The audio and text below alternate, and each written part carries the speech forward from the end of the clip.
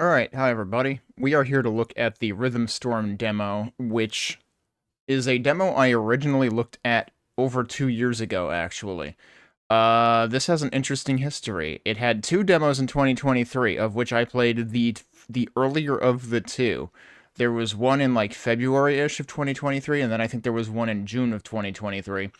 But then an updated demo was released in May of 2025. In fact, if I go over to here, you can see there is a news item about an all-new 2025 demo being available. And this was featured in Next Fest in June 2025. I didn't get to this right away because I already knew it was going to be a pretty good game. I mean, because I had already played a demo a couple of years ago. And also because it's by RadianGames, who is known for pretty cool top-down shooters. Also worth noting, Luke, the developer of RadianGames, is also one of the developers of Overload, which is an interesting point to reflect on when we see some of the weapons that are available in this game. Now, I would read the store page, and I'll read the blurb here, but I'm not going to read the full store page as I usually do for demos, and I will tell you why in a minute. Rhythm Storm is a roguelike bullet heaven with stunning vector graphics, rhythmic action, and overwhelming swarms of enemies. Your vehicle aims and fires freely while everything else dances and moves to the beat in this spectacular audiovisual experience. So, enemy actions and some of the like effects of the stages and stuff are on beat, and like the stage progression, like the waves and whatnot, are also on beat with the rhythm and on measure, but your own movement is completely freeform, which is kind of nice for people who like I definitely saw people who played Metal Hellsinger but could not stay on beat at all because like it's an FPS and you're just some people are just too tuned to like, oh, I have to react right away and not to thinking on the beat. So this will be good for people like that. If you don't want to have to think on the beat, but you think that, you know, having an experience that is largely aligned with music is interesting, then this might be more up your alley. Now, the reason I'm not going to read the entire store page is if I scroll down to the end of it, this says the full game is currently expected to launch in late 2023.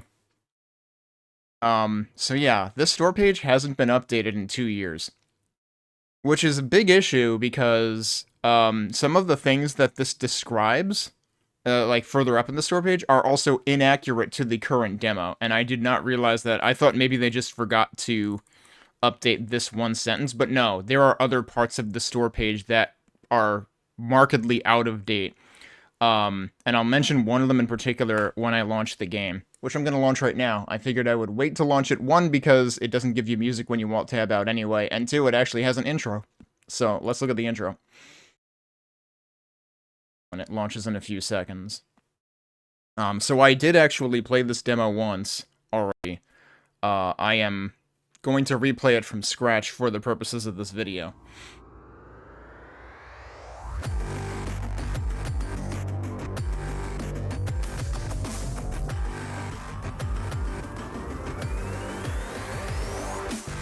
So there's your intro. Pretty neat how even the intro is, like, to the rhythm of the music and stuff. Now, when I say I played this demo once, I do mean this version of this demo. I played it on stream once, and I was very, very confused because I had read the store page and not realized that the entirety of the store page was from 2023. And some design changes have happened. And actually, if I alt-tab out, I believe the news post about the 2025 demo actually mentions what those changes are. So let me bring that up again. Nope, that's the wrong one. The difference between the alpha and the beta was fairly large, and the new 2025 demo has received even more revisions. The fundamental gameplay remains that of a bullet heaven or swarm survival game with music synced elements. In the end, I didn't change much with the music syncing, but instead the process of upgrading is very different than previous demos. This is the part that I was confused about after having read the store page that was still reflecting the state in 2023. With the alpha and beta, XP was gained automatically, with enemies dropping an upgrade power-up when you reached a new level. Enemies also dropped energy instead of XP, which was used to fuel your powers, minor powers in the beta demo, and drone respawning. Balancing the energy dropping in particular proved difficult as more enemies spawned more energy, which made it far easier to destroy lots of enemies at once. After playing a bunch of bullet heaven games in 2024, it was obvious that the fundamental changes I made to enemy drops was one of the core problems. Enemies dropping XP was far better than them dropping energy. So, surprise, this is going to be even more like a Survivors-like now. Which is what it feels like. Like, it bills itself as a roguelike, but it feels like Vampire Survivors, basically. And now it's even going the way of Vampire Survivors in enemies drop EXP.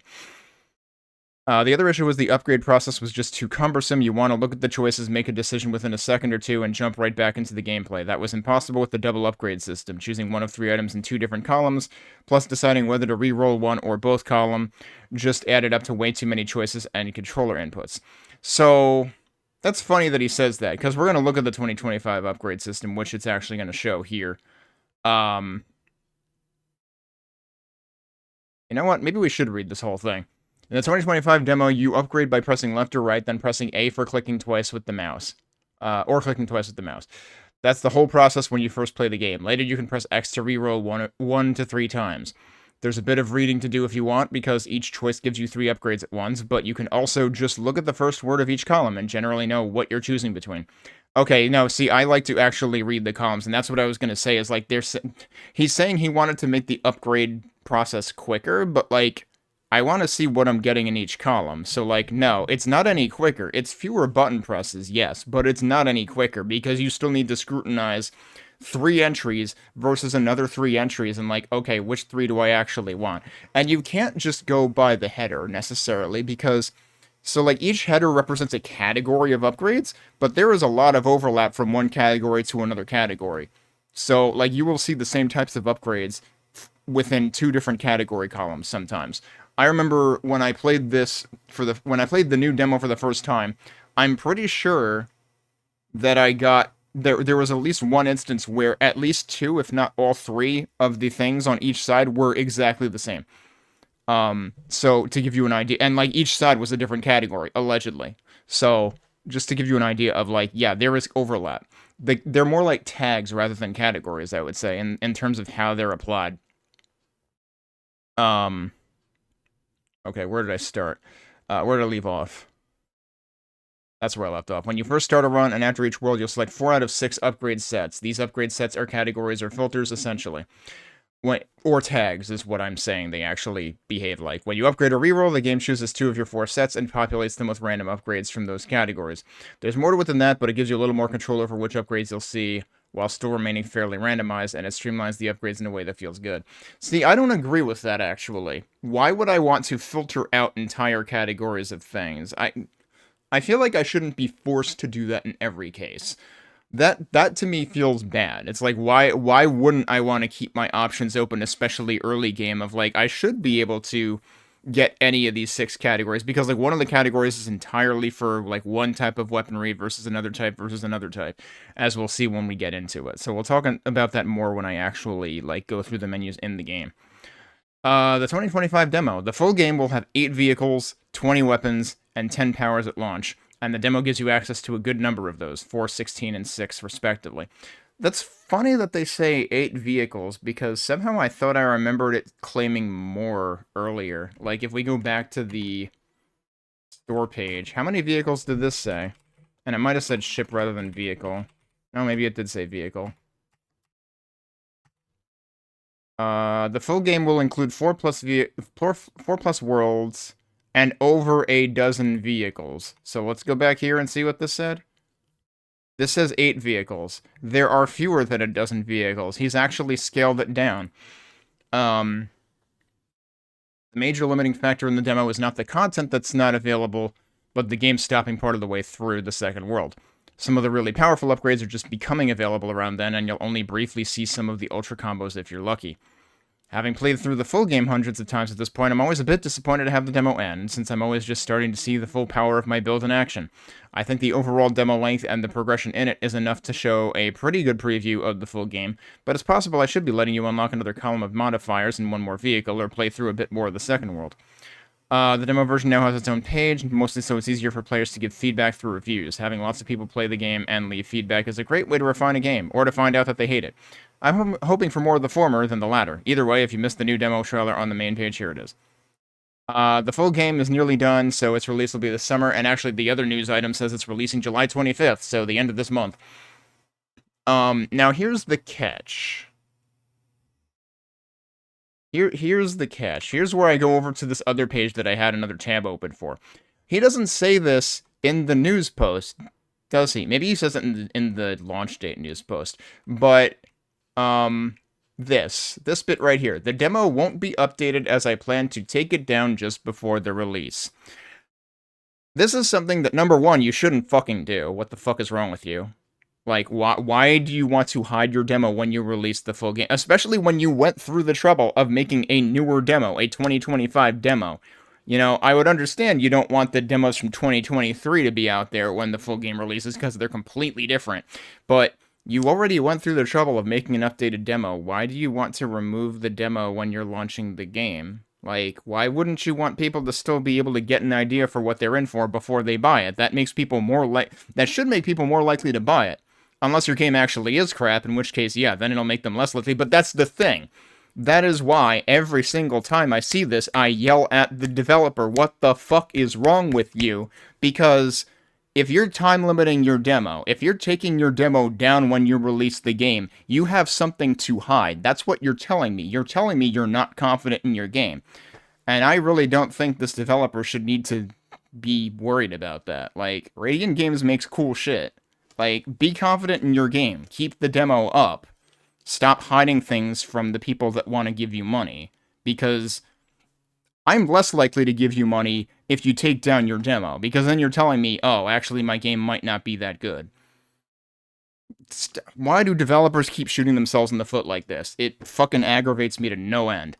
Anyway, let's finish reading the page here. If the Steam launch proves successful, I hope to add more content in the form of additional vehicles and a lot more secret upgrade combos, and maybe alternate music worlds if things go really well. Secret upgrade combos, that's interesting. That's true. And that's another Survivors-like thing, right? So, that makes sense.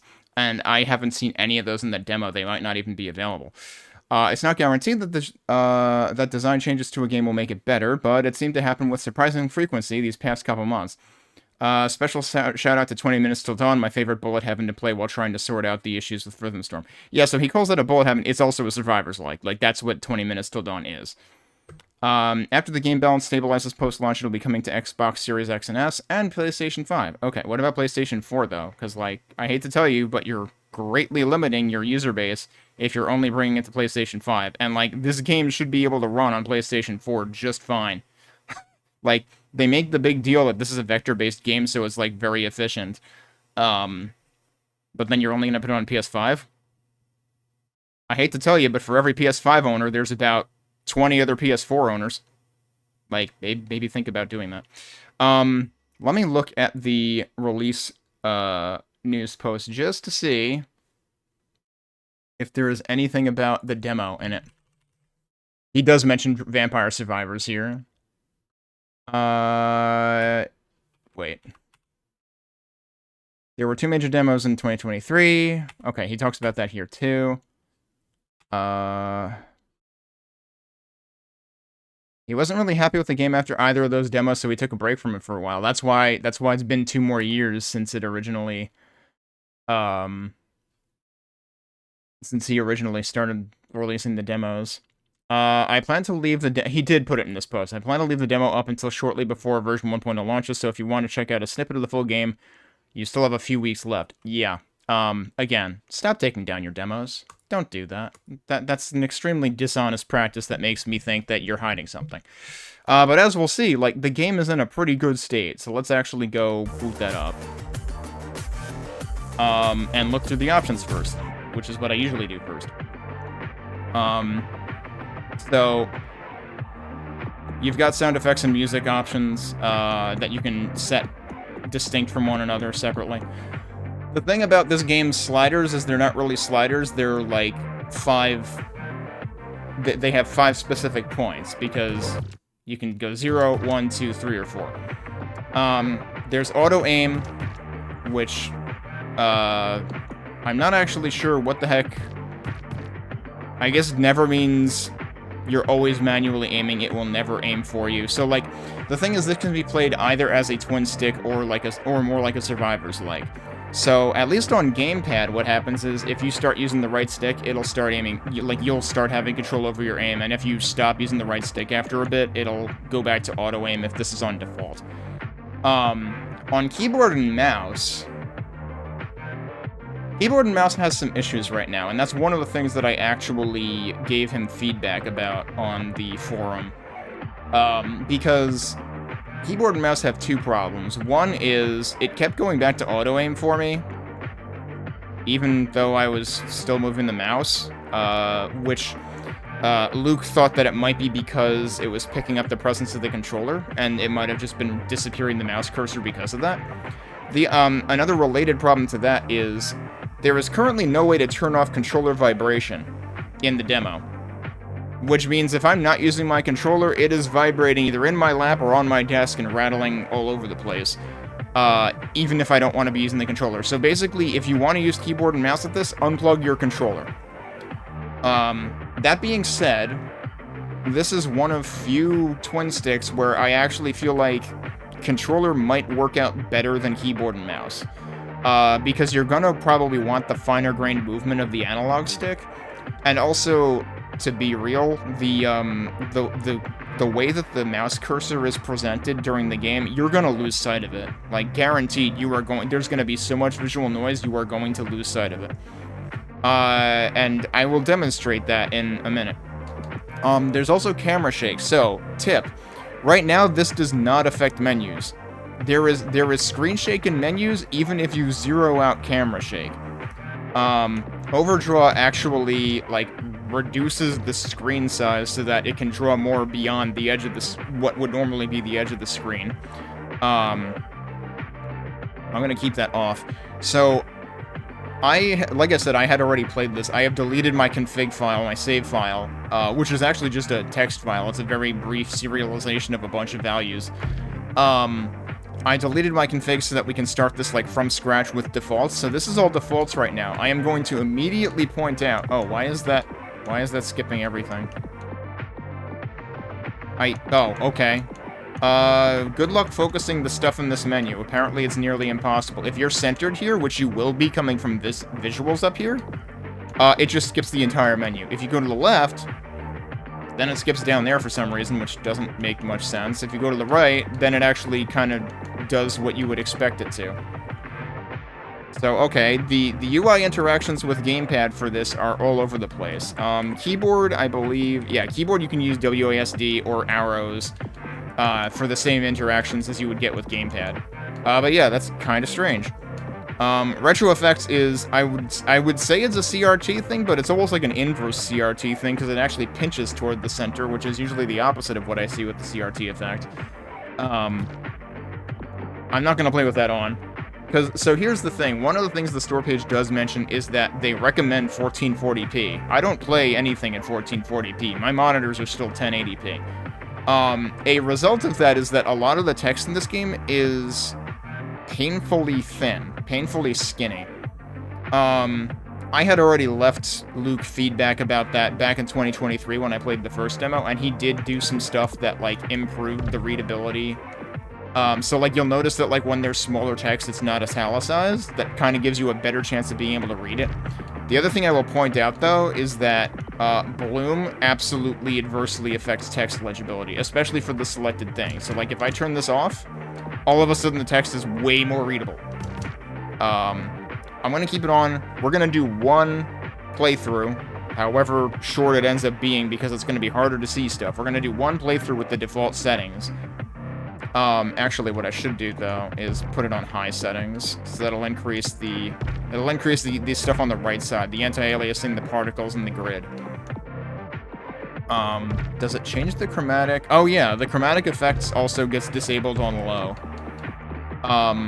So I shouldn't have any trouble running this with high settings, but at least my graphics card, my hardware, won't have trouble. Visually, I will have trouble picking stuff up, and we'll get to that.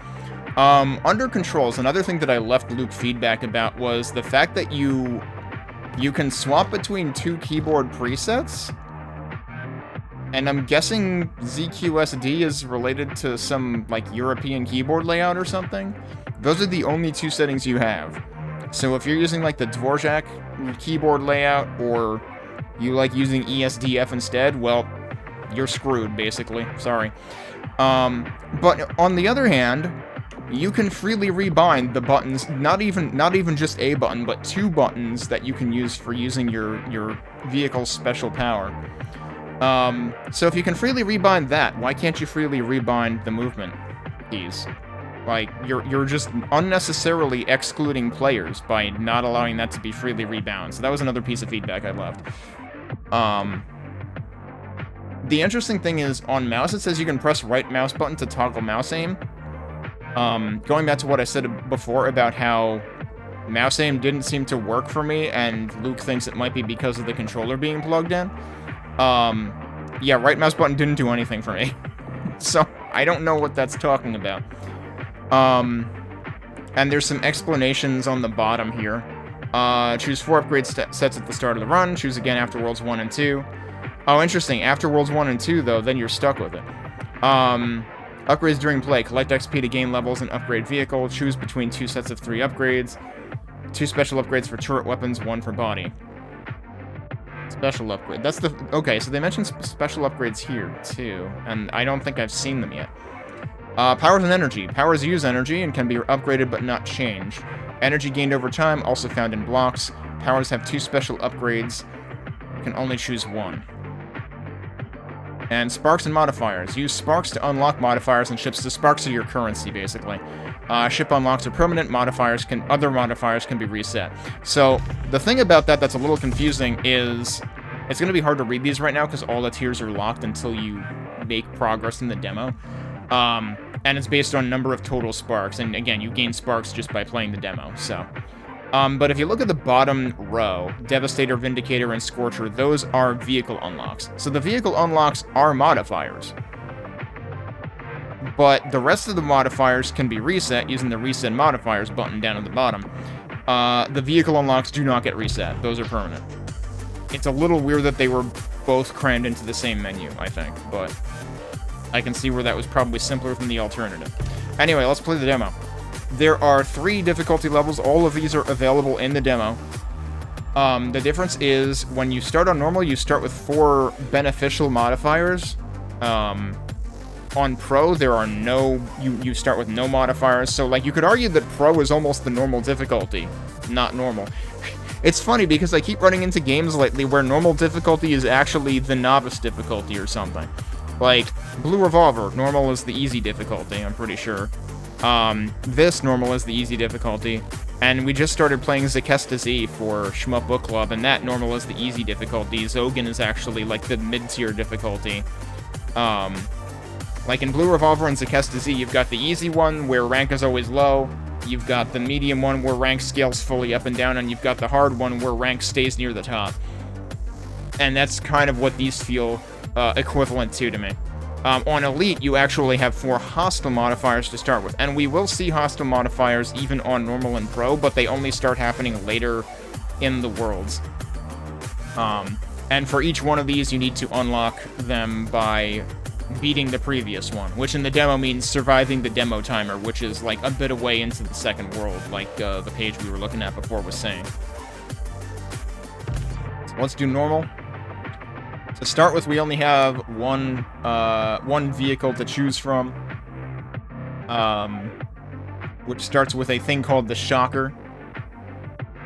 And you can see that, like, there's percentages shown for the move speed and acceleration, and you can actually kind of see it even for the vehicles we don't have unlocked yet. You can see how, like, the numbers at the bottom are a little different, and each one has, like, a different gimmick with its slots. Now, here is the thing that is, I believe, new to the 2025 demo, where you actually choose, you choose some upgrades for your vehicle before you even start. Or, I guess in the case of the power, you choose, like, what it kind of focuses on. So this increases your shock chain chance. This increases the number of arcs. I'll go with that. Again, reminder, The screen shake you're seeing every time I choose something on this menu cannot be turned off right now. Camera shake does not have anything to do with it, and that's one of the first things I asked. I gave feedback about was like, either make the camera shake toggle also apply to UI shake, or make another option for that. Because it can be really annoying that you have to like wait for the UI to settle down before you can read it. Or just kind of close your eyes and press the button if you like have muscle memory for what options you're picking. Let's see, reflective plasma blast or three-way wide shots. Let's try plasma. And then pulse is an explosion centered on the vehicle, or storm is lightning strike in ring around the vehicle. So storm I remember being pretty distracting anyway, which will only increase the visual noise that we're going to see with the default settings. So sure, let's do that. Let's embrace chaos right now. So this is the 6 categories where you have to filter down to 4, which is a feature I really don't like. I can kind of understand where, like, it's such a double-edged sword, because on the one hand I can see where sometimes it would be beneficial, but I feel like 1, it adds cognitive load, and 2, like when you're starting out, I feel like you want to diversify as much as possible, so like which I guess could arguably be why it's like you're allowed to reconfigure this at the start of World 2. Because like in the beginning you might actually want to focus on turret weapons and body weapons and power, so that you can like get more types of weaponry going on. Because if you look at the left side of the screen now, you'll notice I have 2 turret weapon slots and 2 body weapon slots, but only 1 thing equipped in each of those.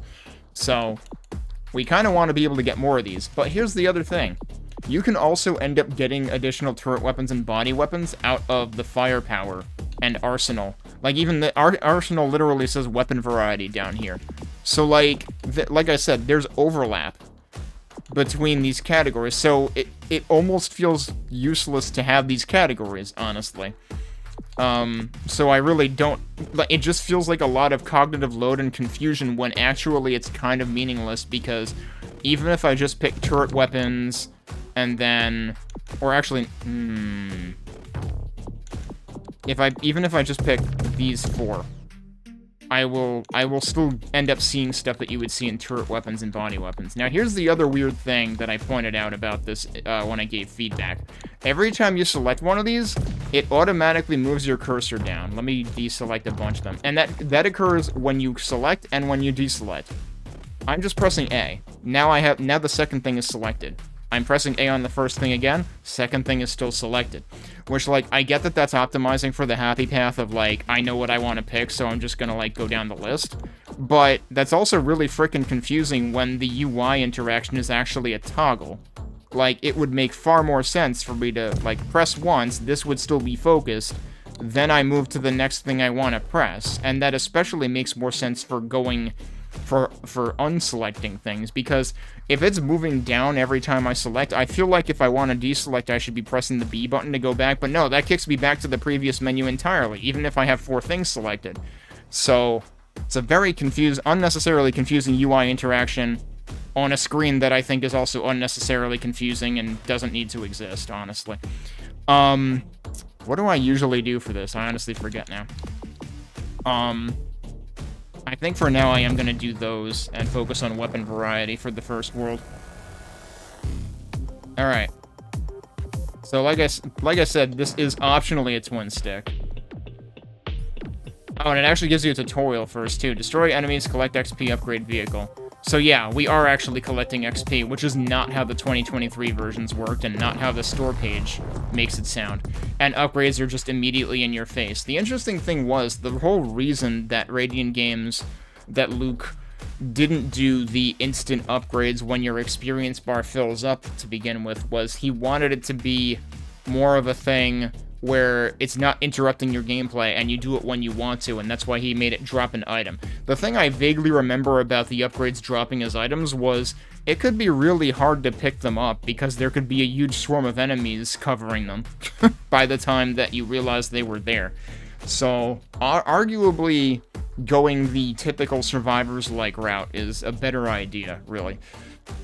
So what do we have? We have, agility versus firepower, because you can see the category is always at the top.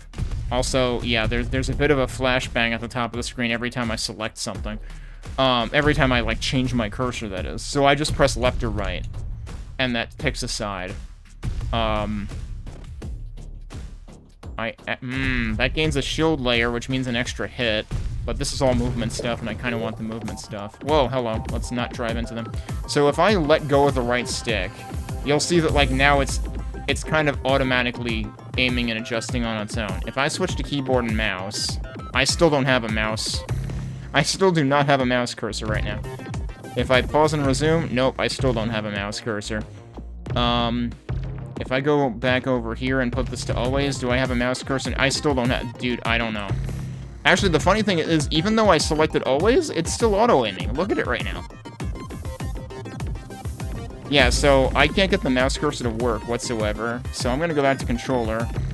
That's on always right now. But actually, the right stick isn't working now. Is this option just completely fucking broken? Auto-aim is backwards. Now I can manually aim. Oh, and now if I move, it kind of seems to move with that, actually. So yeah, the auto-aim option is completely broken. Auto-aim never seems to be... Wait, no, that's correct. Am I just interpreting it wrong? I'm interpreting it wrong. Okay, never mind. That's me being backwards. Auto-aim never should be always manual aim. You just have to, like, remember what... remember which directionality the option actually is talking about. Also, I haven't been using my special at all. That's your special. That's the shocker thing. And the nice thing is it shows the HUD for this at the bottom, but also right near your vehicle, so you can, like... That is an extremely good idea, because, like, it's really common in shmups for me to just be always focusing on things nearest the vehicle first, and, like, I don't have time to look at the HUD that's at the side of the screen. So that's actually a really good thing. So, you'll notice there's a choose it or lose it here. A lot of times when... I don't know if it's every single time when a new weapon shows itself here. I think I've seen choose it or lose it maybe on one or two other things that aren't new weapons, but it's usually on new weapons that if you don't pick it, it's never going to show up in the tool again, which in a way is good, because, like, you know, I've played a couple of other Survivors likes, and, like, yeah, there will be certain weapons that I have no interest in, so it's actually kind of doing me a favor that it won't be there again. But here's the problem. Because you're having to pick 3 things at once, if you don't want to lose that option, then, well, you better be okay with the other 2 options there. And you better be okay with at least temporarily missing out with the options on the other side. That's the thing that feels bad about it. Is that, like, you have to take the bathwater with the baby. Or the baby with the bathwater. But yeah, so, I mentioned earlier, remember, Luke is also one of the people who worked on the game Overload by Revival Productions, which was the successor to Descent. Creeper was one of the secondary weapon types in Overload. It's very much the same kind of weapon in this. It's a different color, because it's your weapon fire is always blue in this, whereas Creepers in Overload were orange, but the enemies are orange in this. But yeah, we're gonna go with that. Getting turret aim speed increased is pretty good, too. So, like, yeah, turret aim speed is not instantaneous. Arguably also a thing that is common in 6 Degrees of Freedom shooters. There's, like, a maximum turn speed. So it means that, like, if you, like, jolt your... Yeah, you can see... Well, actually, that was pretty instantaneous. But you can see that it kind of, like, turns to face the direction that I switched to. But it's still very fast. I'm getting very crowded in here. Also, some enemies do actually shoot bullets, as you can see there. Well, you might be able to see it. Honestly, everything is so visually noisy right now that it can get very hard to see things.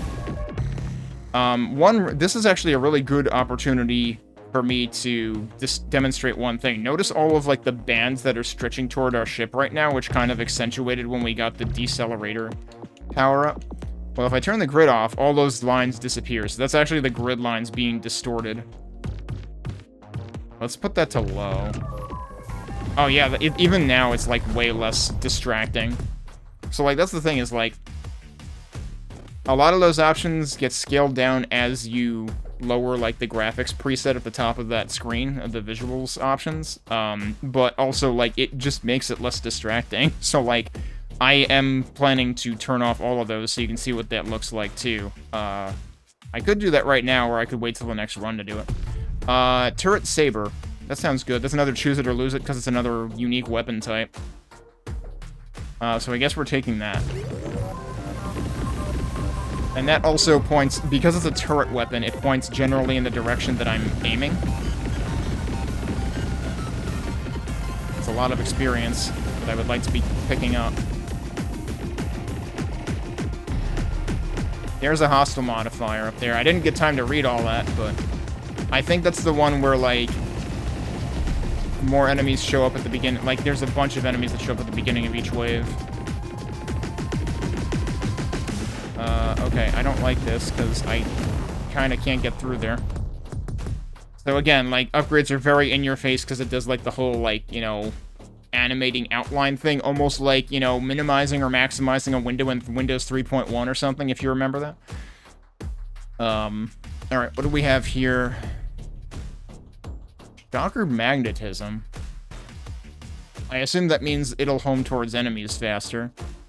So a lot of shock stuff, which is the power that I voluntarily use with... Actually, you can use almost any button on the controller. You can use well, at the very least, you can use right trigger or the A button. I think left trigger doesn't work. I think right bumper does work, so either of the shoulder buttons will work for triggering your voluntary power ability. Additional projectile, faster shots, bigger explosions, or we could get stuff related to the shock specifically. I should probably do the passive. Where am I? I'm up there. Okay. Alright, I somehow managed to carve an escape route for myself. I'm kind of surprised I managed to do that.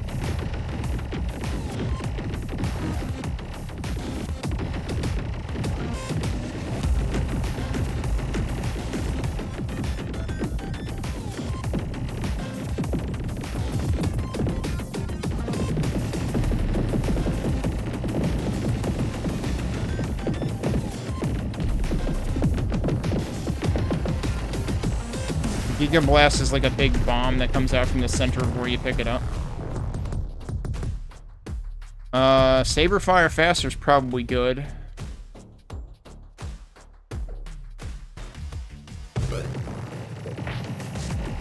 It's funny how Survivor is actually about an EXP increase on every wave.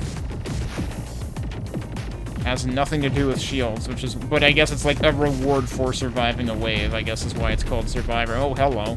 Almost got point blanked.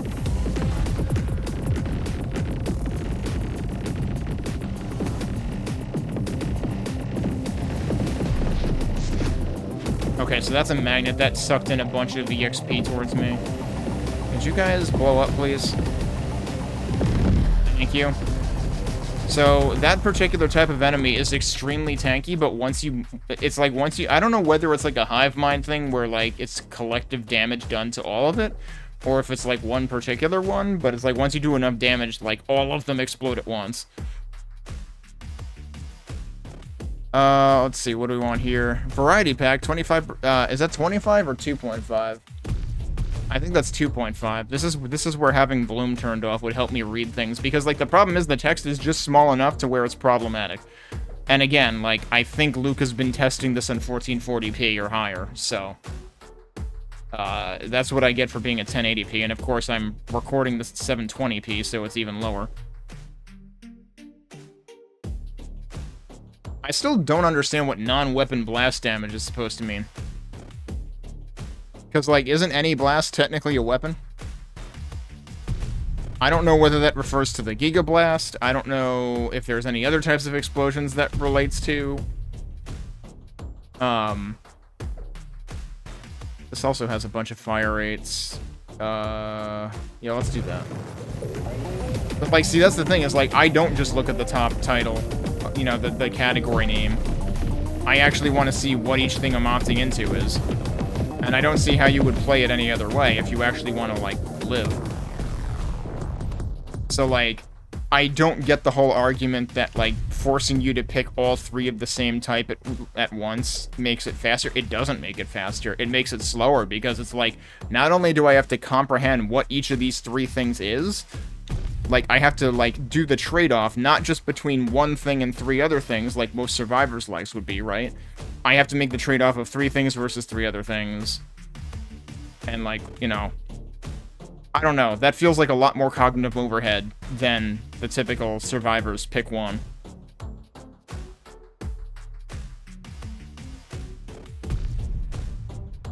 I keep, like, instinctively, like, focusing the thing I want to read, but actually that doesn't make it any easier to read, does it? It would be great if it made the one you're, like, focusing bigger. That would be cool. Oh yeah, and another thing I should point out is there's an upgrades list on the right side of the screen. Oh, I can't do that here. I must have to pause to do that. So you can actually get descriptions of the things in the upgrades list, and actually it's really hard to see here, but the first 4 of them say normal. These are the 4 modifiers that come with normal difficulty. And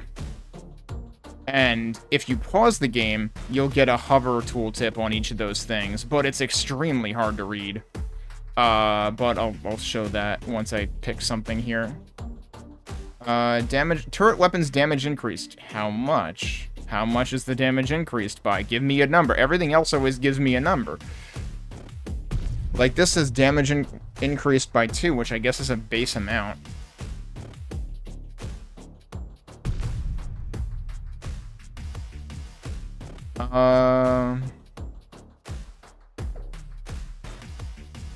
Yeah, I guess I'll do that. Alright, so let me pause so I can show the thing on the right-hand side.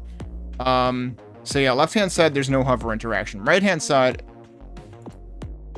Oh, I have to actually, like, click. So yeah, if I hover, it actually shows a tooltip, like, above the field. So, like, what you see up there now, add another shield layer to your ship. That is describing the shields up. The funny thing is there's a little glitch where, like, within a 1 or 2 pixel range, you can end up seeing 2 tooltips at once. Which I'm pretty sure is not supposed to be a thing. But yeah, like, that's just extremely hard to read because, like, of course the bloom setting doesn't help. But even if I turn the bloom setting off, like, I'll go in there and do that now just for sake of argument. Because that does tend to make the text easier to read, but it's still really hard to read this. Because, like, the text is like 1 pixel thick at best, and I think you're getting subjected to subpixels in some instances, and that really doesn't work very well. But yeah, we'll keep bloom on for the remainder of this run at least. And we'll turn all the stuff down for the next run.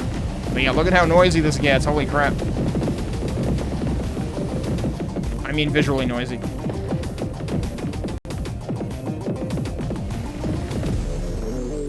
I got hit. I didn't see what hit me. That's the problem with it being so visually noisy. Probably one of the bullets. There's a lot of bullets right now. Thick skin. All enemies gain 1 extra hit point. 1 extra hit point isn't that bad. Okay, good. Yeah, I think I needed to take the hit there just to freaking give myself some actual room, because, like, all of the enemies were just totally crowding me, and I couldn't do anything about it. It's like I have the saber weapon. You would think that would be good for clearing a path. Oh, jeez, they're spawning right on top of me. I somehow didn't bonk right into them. Oh, no, that's not a bomb. That's a magnet, I think, up there. Okay, we managed to survive the first world. Which I will definitely say is better than I did on my first attempt when I first played this version of the demo. This game requires a certain amount of acclimating to it, even when you turn down all the visual noise. So, like, and that's why I think it's criminal that he's taking down the demo, because but at the same time, maybe it's why, because, like, I feel like if you only play 1 round of this, you will get turned off of the game because it's impossible to understand what the fuck is going on, because there's so much visual noise. But I think after you play it a couple of times, your eyes start adjusting to it. And of course, like I said, I'm going to, we're not done with this run yet. This is world complete. This is not run complete. Wow, I actually got 73 sparks. I wish I understood what the rhyme or reason was to how many sparks you get. But I don't know what it relates to, actually. Because I've seen myself get, like, under 50 in a single run. I've seen myself get, like, over 70.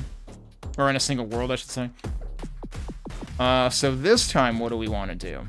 Because now Arsenal is less relevant because we already have all of our loadout slots. Although, I should have been paying more attention to, like, whether any of the columns were still Arsenal. Like, I don't even know if Arsenal applies now. Also, is it just me or is the color scheme a little bit different? Because I think each world does change the color scheme a little bit. So now let's do those now. So now we're gonna have different music.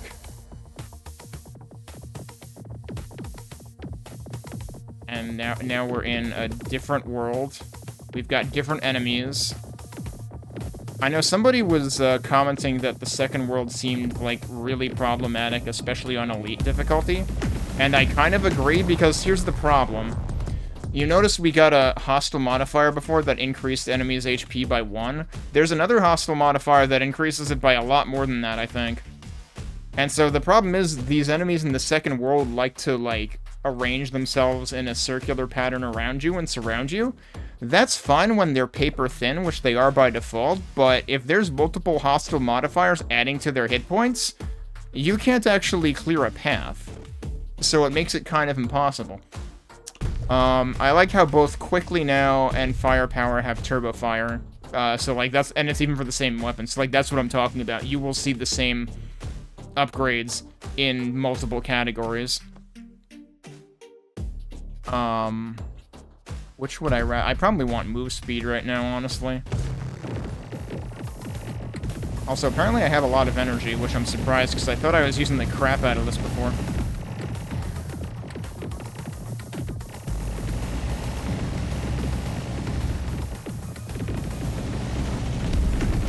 Yeah, see, now there's so many of them. And it's like, yeah, what am I supposed to do? Okay, Giga Blast just bailed me out, and I didn't even see it coming. I did not realize I was right next to one.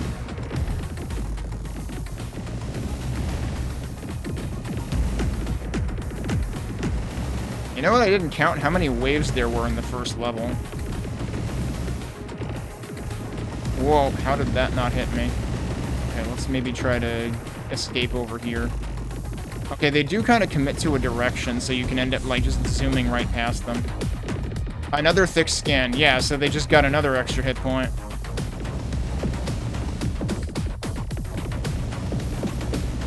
I was trying to do that, but that actually... Did that block not even have anything? I'm confused. I apparently got hit by something. And we just... The demo was like a specified amount of time into this level, I think. Or a specified amount of measures. So we survived the demo anyway. You have to wait like a full measure before... Like a full 4 beats before you can actually read anything on this screen, because it all like blurs in like that. 107 sparks is pretty good for a single playthrough. That might actually be the most that I've seen in a single round. So I don't know what the heck... What the rhyme or reason to that is. Can I read... I can read this stuff over here right now. Oh, and they stack, too. What does that say next to it? Oh, it says max. It's really hard to see, but there's like 3 letters next to the X4, so that's telling you that it's maxed out. That is the maximum number of stacks for that. But yeah, I just feel like I don't know. It feels like no one's gonna bother reading this shit on the right because it's way too hard to read. I wish there was a way to make it easier to read. Which there is, to an extent. We're gonna turn off Bloom now. And your eyeballs will thank you. We're gonna turn down Particles. We're gonna turn off the grid. We're gonna turn off Chromatic Effects. Does that actually make a difference on the menu? I'm not sure it does. We could turn off the vignette, which, like, kind of flattens things out a bunch. And actually, one thing I will show very briefly that I did not show before was invert colors. Prepare your eyeballs for this. Because that's what invert colors does. which actually is arguably better with vignette disabled, because if I enable this, prepare your eyeballs again, it becomes even brighter. I haven't actually tested this demo with invert colors on, but I honestly wonder if it might actually be easier to read this way. Like, the text might be easier to read that way. Because, like, there's definitely... It's actually really interesting. Because, like, when you hover over or focus something, like, there's still obviously an amount of bloom involved there. But if I invert the colors, the bloom doesn't change color. Which actually makes it inherently more readable because you can tune out the orange bloom around the actual text. So inverted colors might actually be the winning play to make this more readable. I'm gonna turn it off again, though. Sorry for turning it on and off a bunch of times. What else was there here? So there is full screen on or off, which is really just, is it a window or not? There's VSync, there's frame rate cap if you turn VSync off, which frame rate cap works in intervals, increments of 60. I think it's like 240 down to 60 in increments of 60. Let's turn off camera shake while we're at it. Damage digits, you can either turn them off entirely or you can make them blue or orange. They're very easy to tune out if you make them blue, because they match your weapon's fire color. I generally don't even take note of them. But I guess if you wanted to reduce visual noise even more, you could turn that off. I am going to attempt one more time to play this with keyboard and mouse. Also, because we got over 100 sparks, we unlocked Tier 1, and I'm immediately going to unlock Devastator, which is a new vehicle, so that we can try another vehicle. We also unlocked Pro difficulty. We can try that too. So Devastator is a little bit faster. It accelerates faster. It aims faster. It has less max energy. And the catch is it can only hold one turret weapon. But also the turret fires more projectiles. So I'm gonna pick that. And we'll see what we're... Oh, one thing I should do, though. Let's go back. One thing I want to point out is... Remember how we could only select 2 out of the 3 things here before? The third slot said Complete World 1 to unlock. Now that we did Complete World 1 with this specific vehicle, we have additional options for this vehicle. And you can actually start it with Saber, which is pretty interesting. But we're going to use the Devastator this time. I have tried both of these powers. I find Electro Whip entirely inscrutable in terms of how the heck its movement works. From what I was reading online, some people seem to say Electro Whip is actually, like, one of the best weapons in the game. I don't get it. So I'm going to use Dash. Dash is a lot easier to understand how it works. The problem with Electro Whip is its movement just feels very unpredictable. Because it kind of, like, starts going behind you and then in front of you. But it feels like it has a very delayed reaction to your own movement. So it feels like you're trying to play Ernest Evans or something. Which I'm not a big fan of. Let's start with Blaster. And let's start with drones. So it says increase max drones by 1. It also, when I first saw that, I didn't know whether that, like, my first reaction to that was, okay, but how about my starting number of drones? But increasing max drones does actually cause you to start with that many drones. So that'll effectively increase our firepower. What do I want? So we already have a turret weapon. We already picked it. That's it. So there is... You'll notice that instead... this is actually a different option than what we had for the first vehicle. Because this says one weapon. So you're only ever going to get upgrades related to the blaster here. And also we have no body weapons to start with, so we should probably start with that to get ourselves a body weapon. And then also this is different because this is for the drone ability specifically. So there's no arsenal slot this time.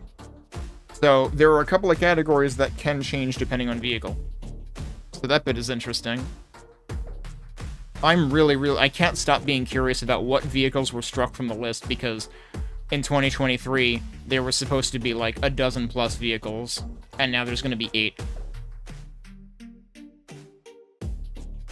Um, and also, like, the fact that there's only 4 worlds, coming from a survivor's, like, bias, that might sound extremely underwhelming, but you gotta remember, this is also a roguelike. You always start from World 1.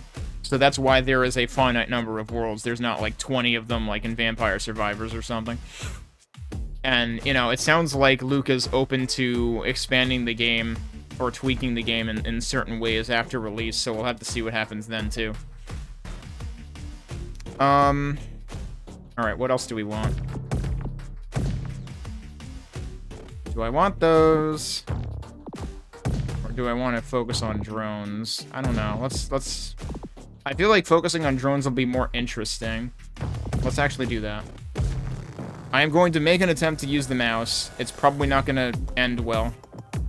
Yeah, I still don't have any targeting reticle at all. Okay, so auto aim never means always manual aim, right? So let's resume. I still don't have a targeting reticle. I can't make the mouse work, dude.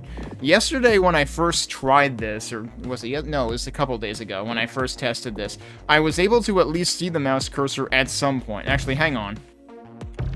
If I right click, does that make it work? No. Left click worked. So it's like it acknowledges the mouse's existence, but I can't aim. So we're going back to the controller because I can't make the mouse work at all. And that is definitely something that I like told Luke about that I was having trouble with. I have not tested the game with the controller unplugged, and unfortunately it seems like you have to go to the extent of unplugging your controller if you want to use keyboard and mouse. But like I said, I tend to play twin sticks with keyboard and mouse when that's an option, but this one seems pretty doable with a controller. And to be fair, like, again, RadianGames, I don't think I actually called this out before. RadianGames has been making twin sticks for, like, 2 decades.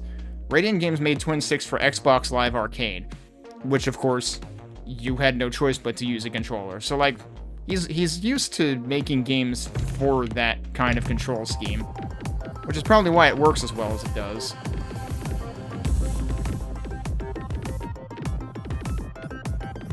But yeah, so now I have a dash move, which also, like, pushes things away or utterly obliterates them when you reach the end of the dash. Now, the dash will end early if you collide with something. But otherwise, it goes a fixed distance. Alright, so we've got, drone power-ups, or... So, see, this is powerful, but it's a bunch of dash upgrades, actually. Max drones increase, drones fire faster, and then upgrade magnet is completely irrelevant to that. I think for now, let's do the extra drone, all of it. Now the other thing is, wow, geez, these guys are gaining on me. Okay, that's good. That'll give me some space for the time being.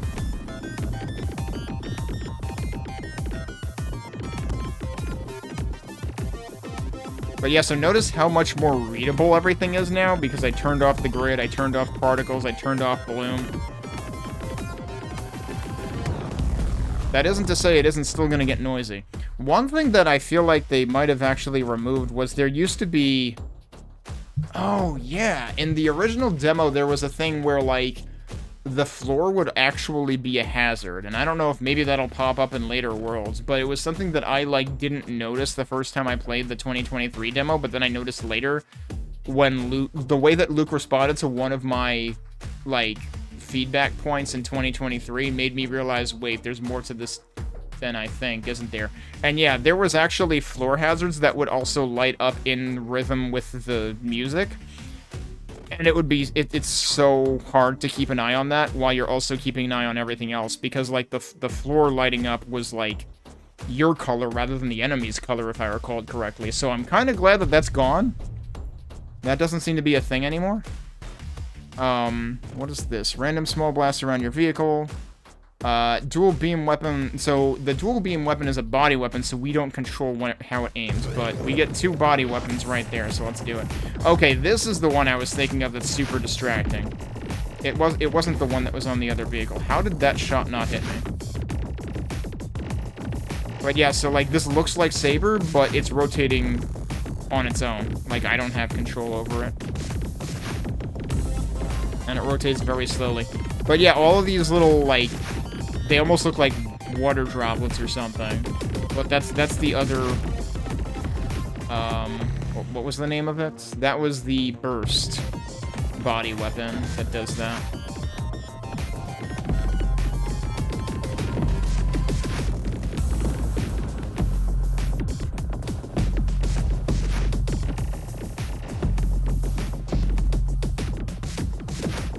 So it's funny how, like, the dash field does this, like, bass tone whenever it you know, ends or hits something. But because you have full control over it, again, going back to how, like, your movement is not restricted by the beat at all. This is not, like, Crypt the Necrodancer or something. So, like, you could just end up hearing that dash, sound at any time. Fire additional sweeper beam. And burst explosions are larger. What's over here? Reduced dash energy usage seems like a big deal, actually. Yeah, let's do that. It's like the thing about dash. Whereas with the first vehicle, its power was basically like you're consuming energy gradually as long as you hold the button. This is like you need a fixed amount of energy to be able to dash.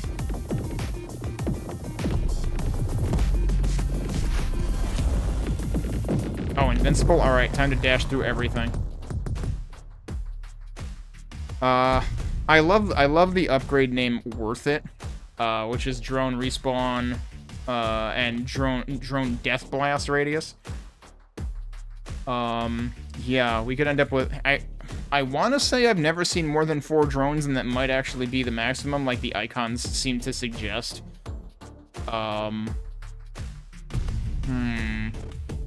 Also, gain 50% more energy when not using power seems kind of like a big deal. So yeah, this is like actually a tough one. But let's do that. I should still technically be in invulnerability. But yeah, so when you have invincibility, it mutes the music a little bit. It does like a low pass a little bit or something. Actually, I don't know if it's a low pass or a high pass. I need to pay more attention to that. But it also, like, changes the color scheme just a little bit.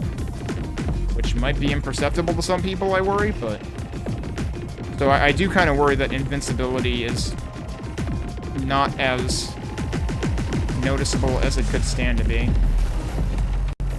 Oh, there's a wall here now, surprise.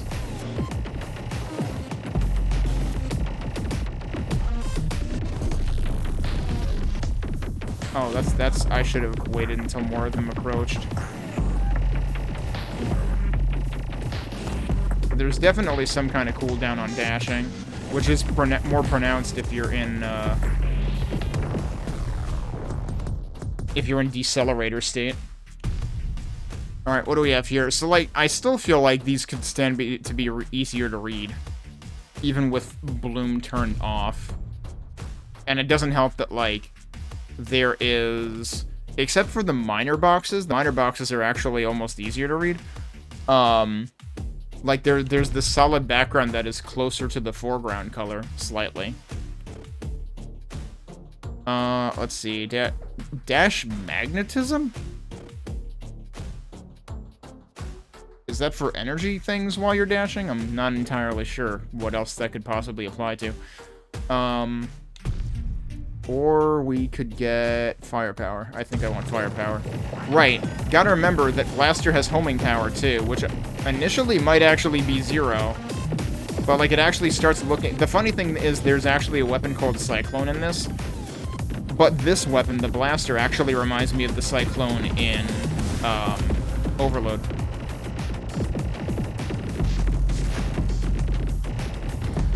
Oh, jeez. Yeah, that was a... last-minute dash to try to save myself from taking a hit.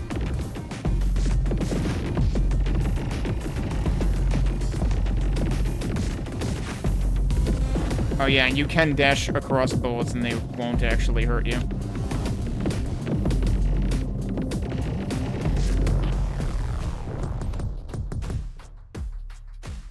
Let's see, what do we want this time? Shields up might be worth it.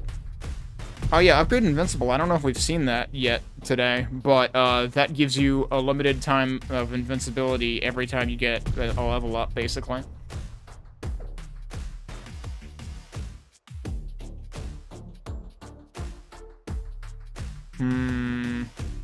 Yeah, let's go with that.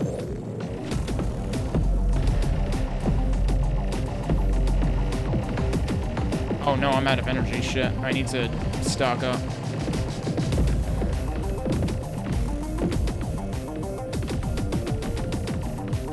I would like to get this, because that should suck all the energy in.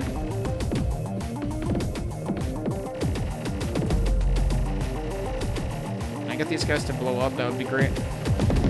There we go.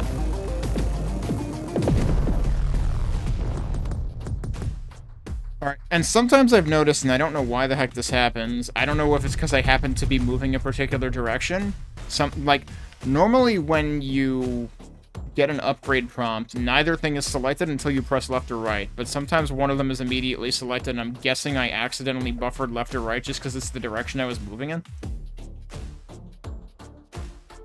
So I guess it would be nice if it was possible for that to not buffer. To, like, force you to select the direction and not accidentally do it. What do I want this time? Super beams. Yeah, I think we gotta try that. The good news is you will not, using the trigger, the right trigger will not select.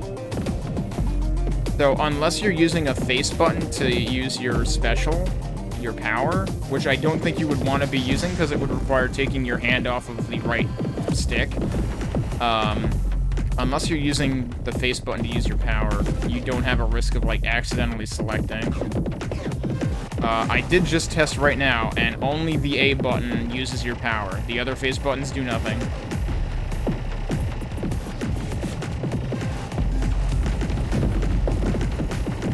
I'm pretty high on energy right now. Oh, that's the wall. That's bad. I need to get out of here.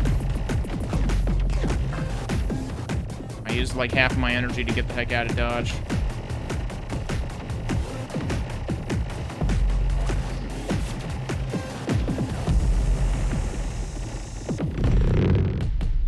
I don't know if I've ever managed to destroy all the big heavy dudes in the last wave of Aqua Storm.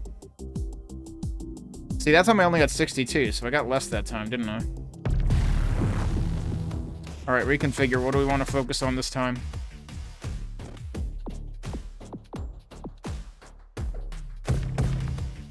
Probably those.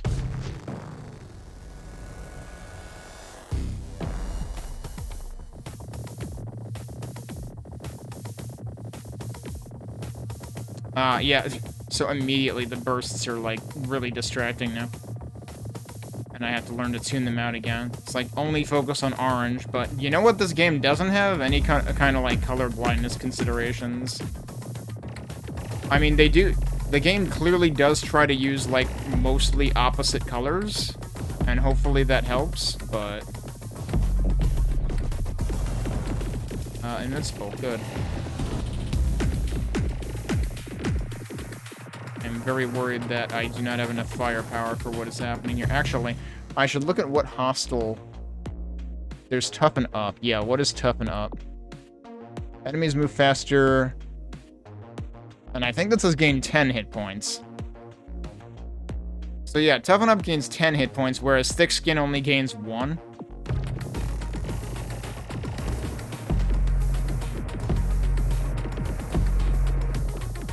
I have a lot of energy. I'm gonna need to use it.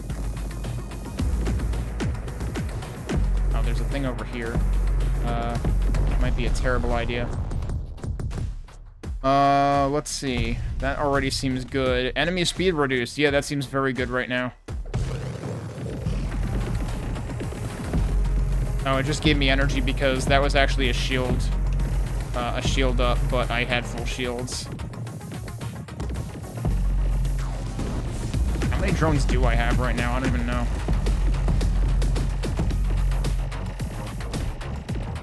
Look at how much hit points that guy has. Like, he just never died.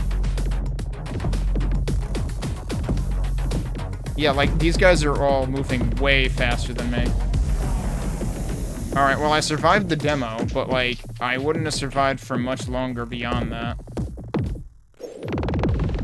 Because they were moving a hell of a lot faster than I was.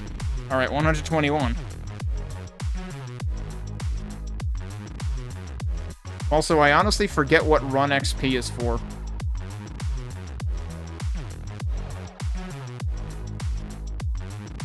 Unless that's really just...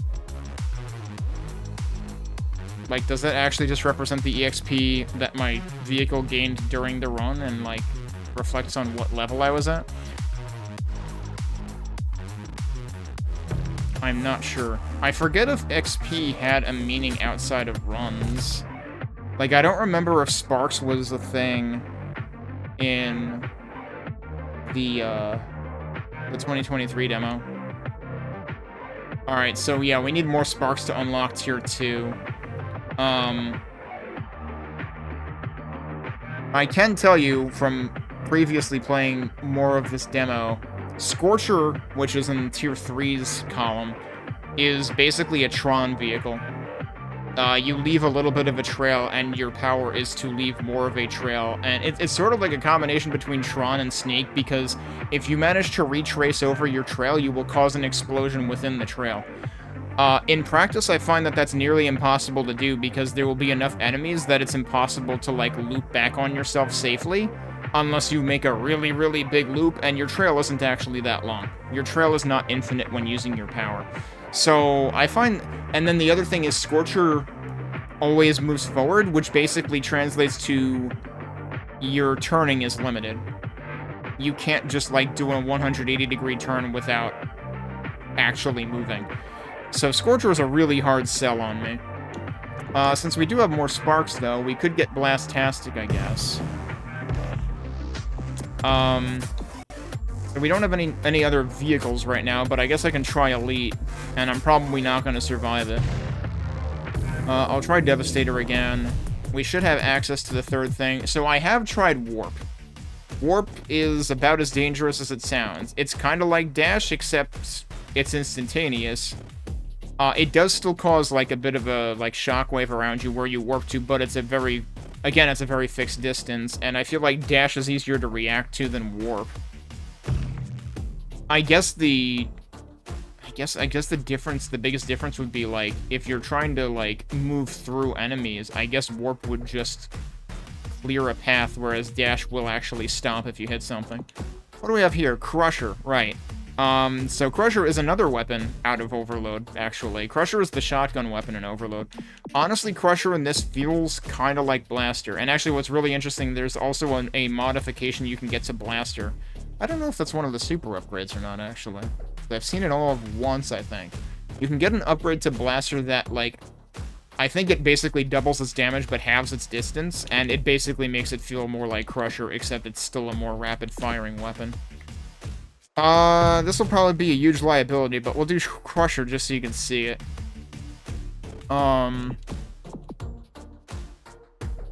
This will fire an additional projectile, which seems like it would be a good pairing with Crusher. But I also feel like I should move faster. Probably what I should actually focus on.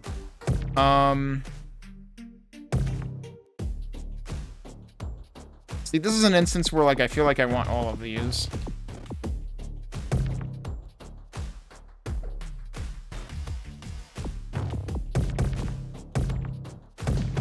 Try that. We're not going to focus on the drones this time, which will probably be my downfall. Yeah, so, like, see, this feels very similar to Blaster, except it's shorter range. But also stronger, which, like, honestly is probably fine, because usually I'm trying to clear my way out of a predicament when enemies start swarming around me.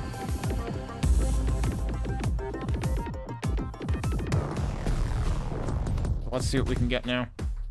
Knocking back enemies and stunning them is probably a good thing, actually. Or we could reduce their speed. And increase my firing. Yeah, actually, I think I'll go with that. I just freaking ran right into the only bullet on screen. Good job. Also, yeah, I gotta remember now there's gonna be, like, 4... Yeah, they're still called quote-unquote upgrades, but they're actually, hostile modifiers. Enemies move faster, enemies are knocked back less, enemies have extra hit points, 2 extra hit points. Enemy death projectiles increased 5%, so that's revenge bullets. It's literally called Revenger.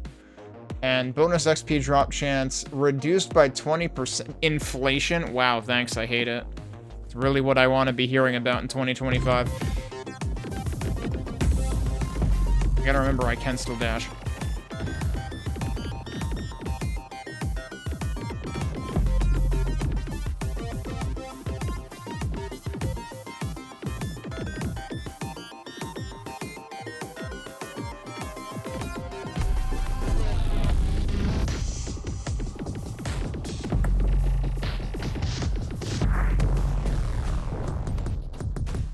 Alright, what do we want this time?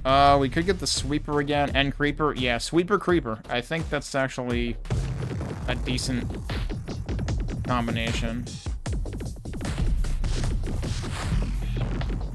Oh, well, I got my shield back, so that's nice.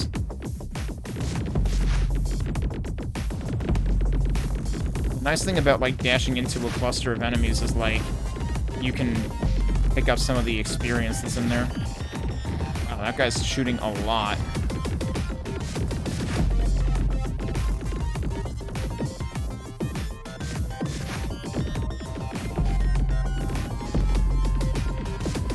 Whoa, jeez. Yeah, they're a little fast.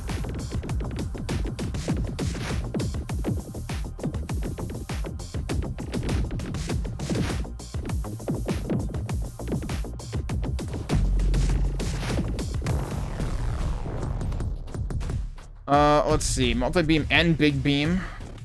And slow down. Yeah, that seems good. See, multi-beam is on both sides here, actually.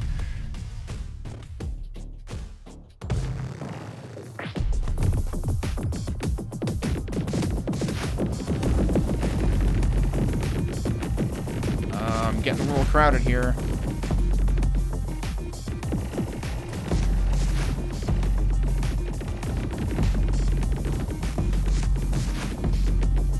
Experience there.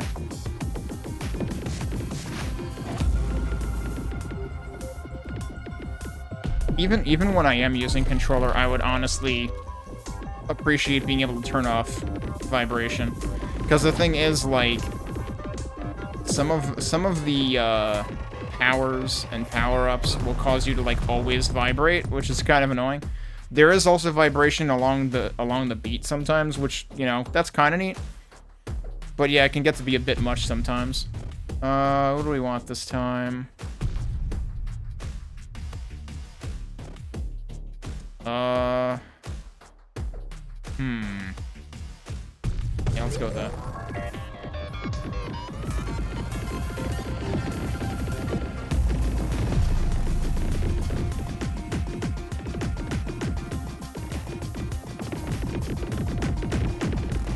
Oh, well. I tried to dash, but I was a little too late reacting.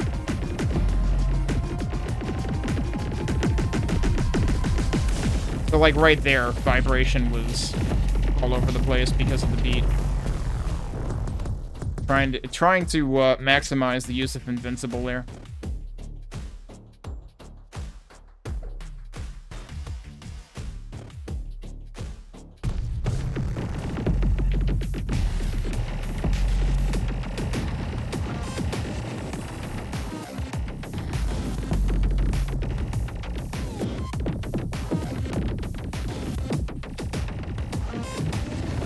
Whoa, jeez, I don't know how I didn't bonk into a million things there.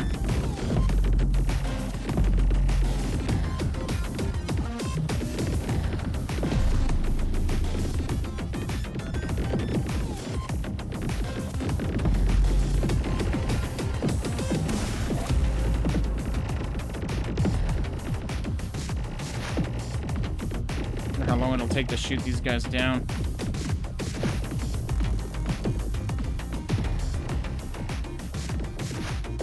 Problem is I'm not picking up much experience right now.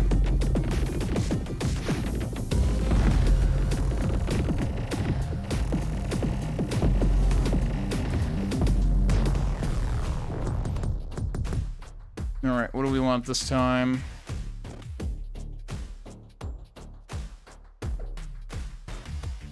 Again, I still want to know what non-weapon blast damage actually includes, because it seems like, by definition, that would not include anything, because all blasts are weapons. Like, what is that supposed to mean?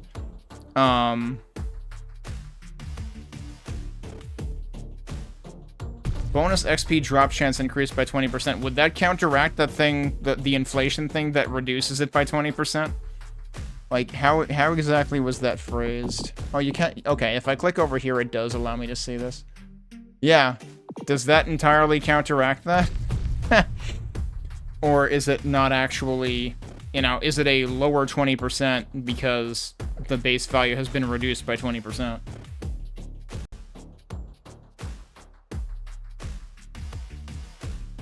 Okay, we'll go with that, though.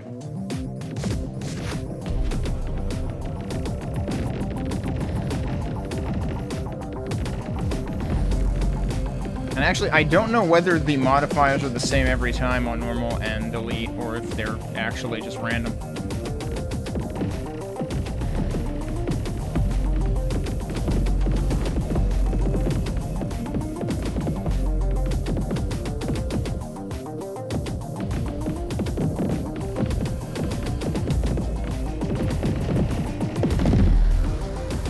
Okay, we finally cleared those guys. I might want to increase base move speed, especially given that I need to be thinking about preparing for the second level.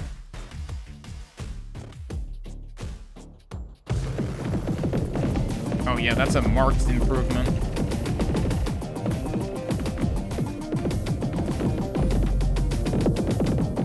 Try to get the sweeper to do some... Whoa, jeez, that was close.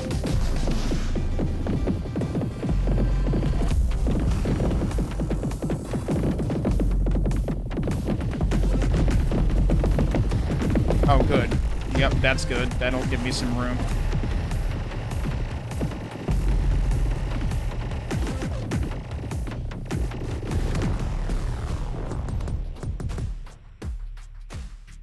It is also nice that at the top they do remind you, like, how many levels you have gained, how many upgrades you've gained. Actually, additional beam might be... Yeah, and reduce enemy speed, yes.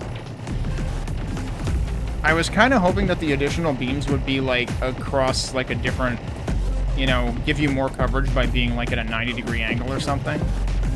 But I suppose that might also be kind of confusing. I was getting rate limited on my dashes there. I should have been able to make that, because I have plenty of energy. Oh, wow, they actually died, but I don't get to collect any of that, do I? That's unfortunate.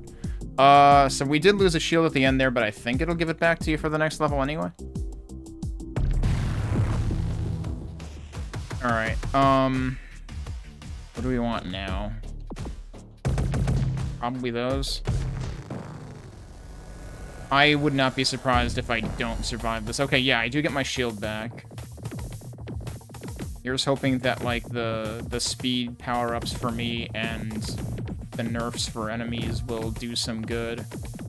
I am managing to kill these guys, so, like, that's inspiring a little bit of confidence, although I think the sweeper is probably doing a lot of the work there. So I'm kind of, well, I'm kind of at the mercy of which direction the sweeper is currently rotated for this. Okay, now I just kind of fell out of sync.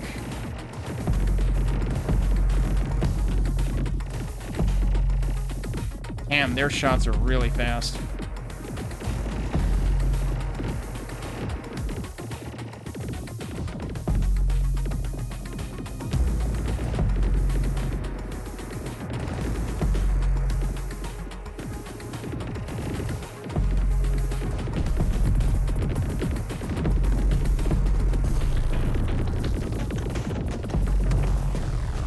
Okay. I was kind of hoping for a bomb, but slowdown will also help.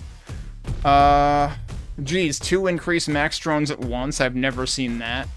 And that's partially because I didn't select tiny warriors at all the first time. What is firepower gonna give me? That could be good too. But, Actually, does that end up basically increasing beam damage twice? Seems like it would. But, now let's do this.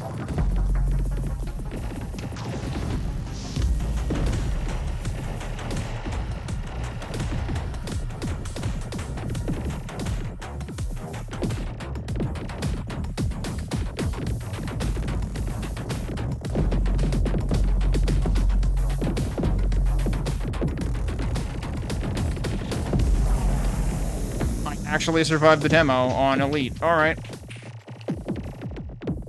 For reference, I did not manage to do that the first day that I played this version of the demo. 166 sparks in one run. Pretty good. Alright. Well, that should allow me to unlock the next... Why did it start... Yeah, why am I at done initially? That seems weird. Like it didn't start me at the top of the UI. That allows us to unlock Vindicator, so I can at least show that off. So let me do that. Should we do Pro again? Or let's just do normal, because I don't know what the heck I'm getting myself into. What is the... Oh, is this the slow one? Yeah, sluggish turret, shield... This is literally the tank. High top speed, slow turret... Versatile... Actually, high top speed is interesting, but the acceleration is 50%, so you actually might feel the effect of acceleration on this vehicle. I can't believe there's a Bowser vehicle. You know, if you've played Bowser or DK Jr., if you've played the original Mario Kart. Max energy is the same as for Guardian. But yeah, we'll try this once. Like I said, I already explained what the fourth vehicle is like. I'm not going to bother showing that one in the interest of time. Oh, right, hang on. If we go back here... we had already unlocked these, right? We did talk about that. So yeah, you can technically read what's on the right-hand column, but it's extremely low contrast, so I wouldn't recommend it. So Shocker is what we already had on the first vehicle. So let's try Detonator. Powerful radial explosion, hold to charge. Yeah, that one's fun. Now here we can either do Vulcan, which is high-speed piercing, or Grenade, which is limited range, small explosive. Curious how that compares to, like, the Creeper. I mean, Vulcan sounds good, but let's just go all explosions, I guess. We can either get a third turret weapon slot or a third body weapon slot. I like how that's called third wheel. Feel like I'd want a third turret weapon slot, probably. Now, see, this is where I get confused. Why would this have focused fire when that's for one weapon? Unless that just means that all three upgrades are for the same weapon. Maybe that's all that means. But, like, focus... So this is where, like, you can see where the sets are different for each vehicle. Because we saw focused fire on the second vehicle, which kind of thematically made sense since there's only one turret slot on it. But on this one, we actually have both point and shoot and focused fire, whereas I don't think point and shoot was available for the second vehicle. And then Arsenal also wasn't. So drones are not a thing on this vehicle either. And we don't get the, there's no quickly now category, so we don't get any velocity improvements or maneuverability improvements, at least not from a dedicated category, so that's unfortunate.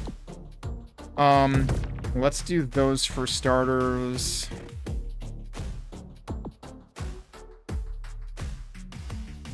Actually, do we even need to... Because I have to remember Arsenal is down here, too. But, yeah, let's do those. Again, like, there's always overlap between categories, too, which is why I still find that whole idea of, like, choose what you want to filter to be kind of unnecessary cognitive load. Because it's weird, because, like, arguably the point of it is to streamline it. Oh, yeah, let's look at the explosion. There's your explosion. I didn't grow it very much that time. Now, here's the one problem that I can tell you from having tried this previously. The one problem with the detonation power is you consume power as you grow the circle. If you run out of, or you consume energy, rather. If you run out of energy, you get no explosion. You're just fucked.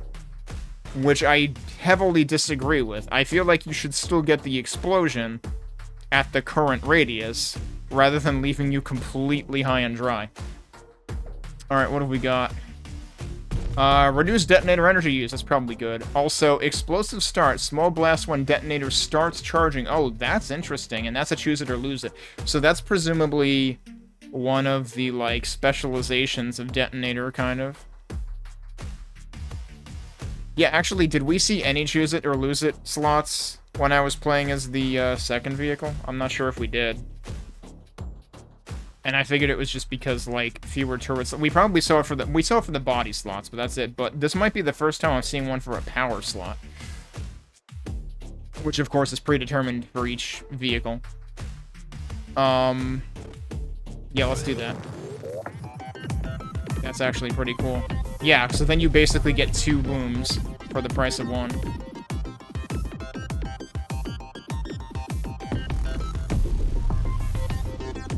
I wonder if it's using more energy, though. I need to pay attention to that. We can get Saber. That's probably an instant buy. Or we can get Orbital and... Oh, that's tempting. I feel bad losing out on Saber, but especially given the kind of loadout we have right now, Orbital and Sweeper might make a lot more sense. Well, sorry, Saber. Yeah, so as soon as I start using the power, it consumes 15. I wonder if that's because of the initial explosion. Like, I wonder if that, like, increases energy consumption.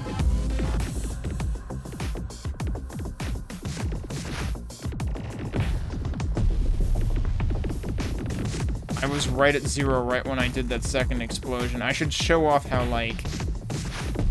No, it actually... Okay, it does still buffer it. I could have sworn the first time I played this that didn't happen, and it just left you completely defenseless. But no, it actually seemed like it did leave it there to explode when I let go of the power button. I probably want this.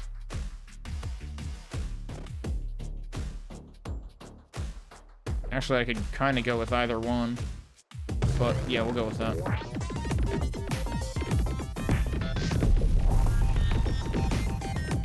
So it's kind of funny. The detonator feels a little bit similar in spirit to the dash with the other vehicle.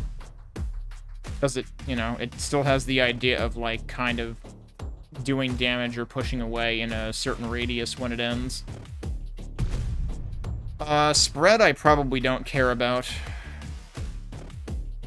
What do we have here? Yeah, I'm gonna go ahead and get that one. Spread I'm not particularly enthusiastic about. If I recall correctly, I think that was one of the weapon choices for the first vehicle. And it just didn't seem particularly impactful the first time I played the demo. Blaster I might want. I still don't understand magnetism. Is that saying that it'll actually suck enemies in, or does that just have to do with picking up experience? Blaster would be a good turret weapon to have, though.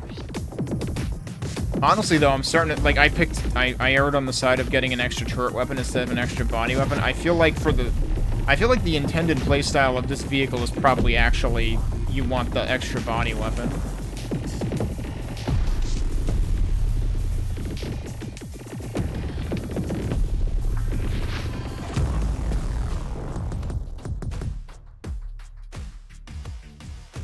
Increased charge rate. Presumably that makes it more or energy efficient too, because it means that the size should grow within the same energy usage. I hope that's what it means. kind of hard to keep an eye on your energy usage when you're, you know, trying not to die and stuff. You know, to really science it out.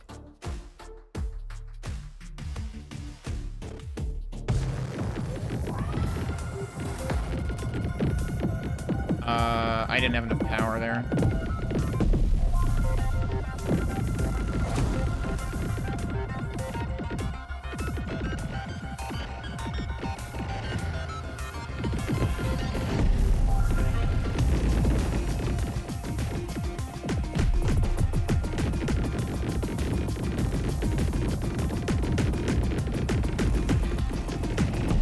It's kind of funny how, like, when you start blowing up a lot of stuff at once, it kind of gives the, I mean, visually and in terms of audio, both, it kind of gives the impression of fireworks.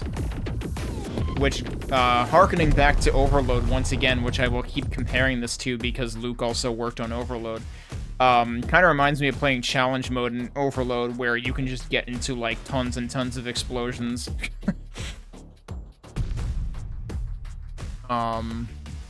Let's see, what do we want here? Might actually want that. Wait, no, this also has a... Yeah, no, let's do this. Energy recharge faster. We want that. That's really important for... You know, it's kind of... It's worth correlating back to Assault Android Cactus, too, because certain characters in Assault Android Cactus have secondary weapons that just immediately completely overheat you, so you have to wait for them to cool down. And this is kind of like that, where, like, you have to spend the, like, there is a minimum amount of energy you need to be able to use the thing. So it's kind of like those insta-overheat characters in Assault Android Cactus, like Coral with the shield.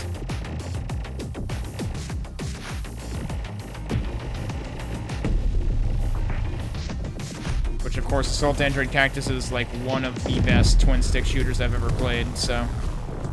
But that one I definitely prefer keyboard and mouse to gamepad for.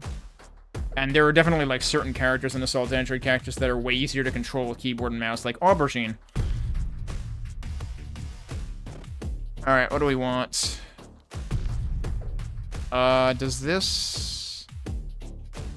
No, none of that is homing. So I'm gonna go with this.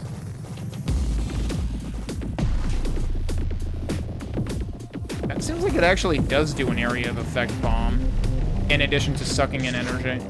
I just ran that over and then things exploded and I'm like, yeah, it did it there too.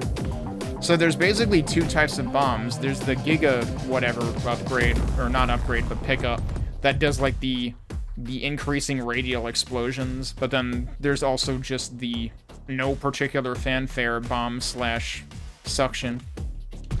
Oh, we can get Vulcan anyway. Wasn't that the other option when I started? So how about both?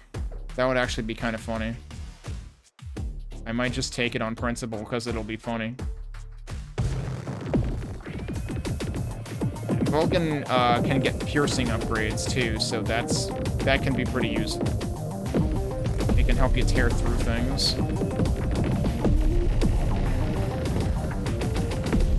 At some point I ended up with a lot of energy, so I might as well use some of that.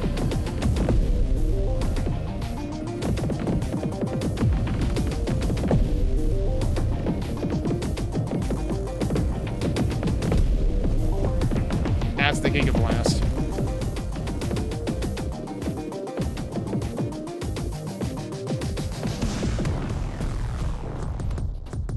Alright, what do we have this time? Got damage, additional sweeper beam, energy after upgrades, or more grenades. More grenades, because fire faster. And magnetism. Yeah, sure.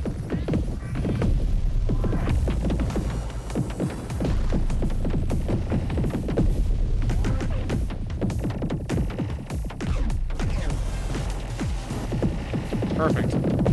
I'll just go in here and explode everything.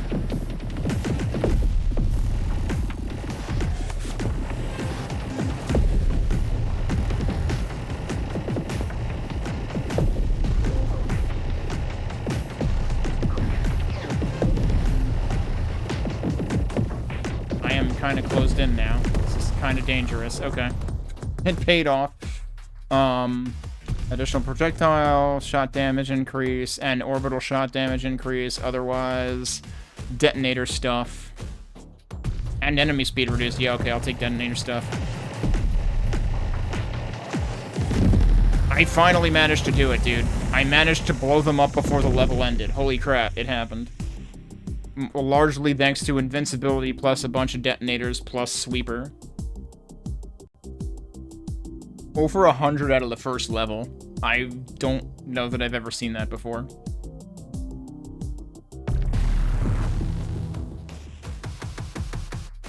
Alright, what do we want to do for World 2? And... right, remember that we have Focus Fire and Arsenal as options here. We don't really need Arsenal anymore as much, unless we just want Grab Bag, basically. Let's just do those.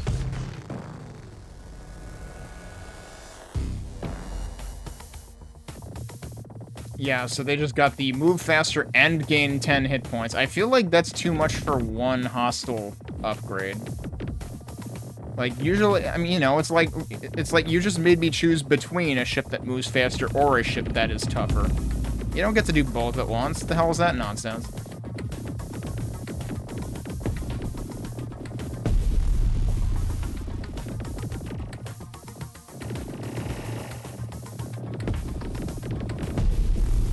Oh man, you can really get a lot of these guys at once with the detonation though.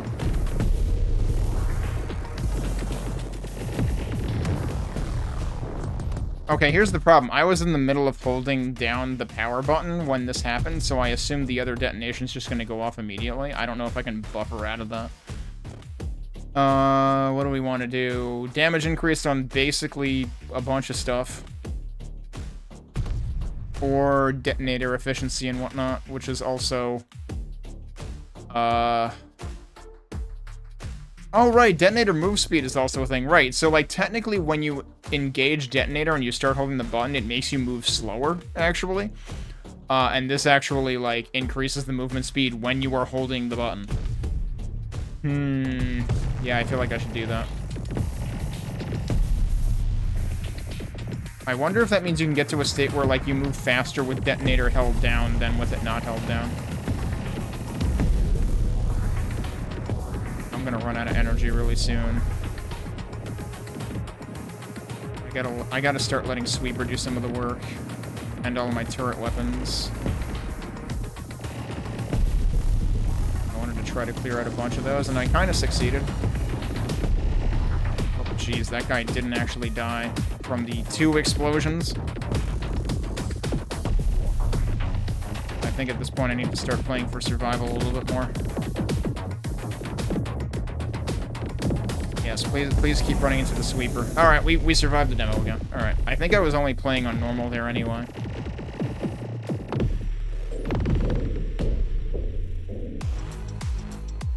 Yeah, that was only on normal. 134 on that, though, too.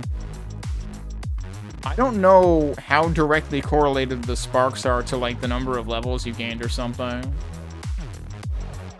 I'm really not sure what dictates the, sparks.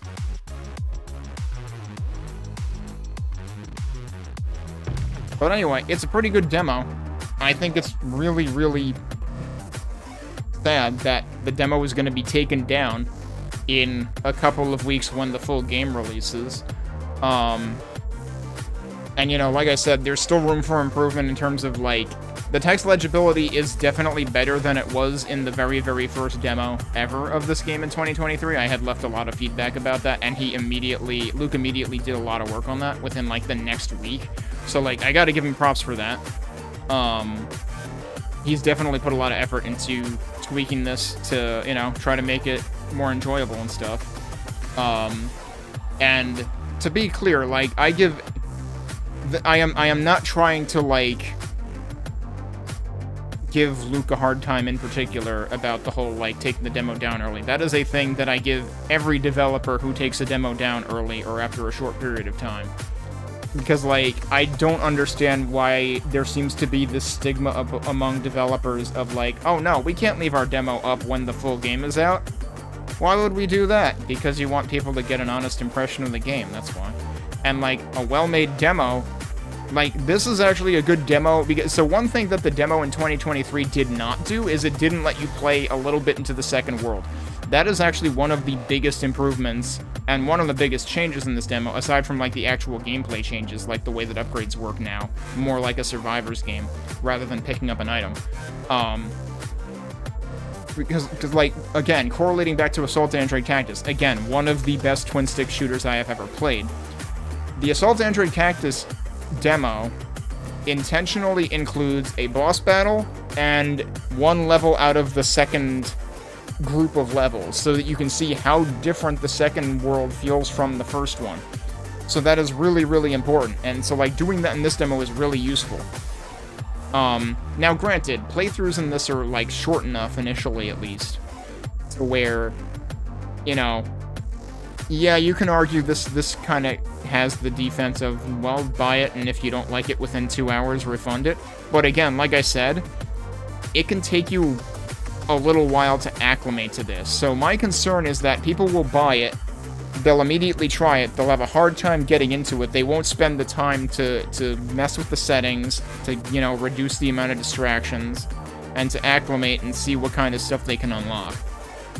And then they're just gonna refund the game before they give it a fair chance.